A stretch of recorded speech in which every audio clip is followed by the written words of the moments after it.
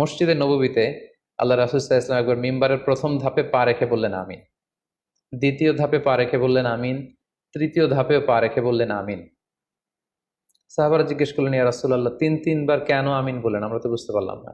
আল্লাহ রাসূল সাল্লাল্লাহু আলাইহি ওয়াসাল্লাম তখন বললেন যে এইমাত্র জিবরিল আমার কাছে এসে আমাকে শুনিয়েছে যে যে ব্যক্তি রমাদানুল মুবারক পেয়েও ইবাদতের মাধ্যমে আল্লাহর ক্ষমা পেল না, সে দুর্ভাগা, সে হতভাগা।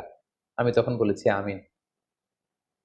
তারপর জিবরিল বলল যে মা বাবা উভয়কে পেয়ে তাদেরকে সন্তুষ্ট করার মধ্য দিয়ে যারা আল্লাহর জান্নাতকে হাসিল করতে পারলো না, তারা দুর্ভাগা, হতভাগা। আমি বলেছি আমিন।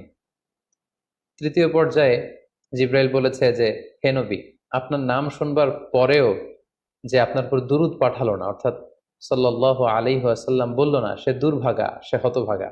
তখন আমি বলেছি আমিন। সম্মানিত শুধু এই হাদিস থেকে আমরা বুঝতে পারি যে যারা রমাদান পেয়ে আল্লাহর প্রিয় ভাজন বান্দা হতে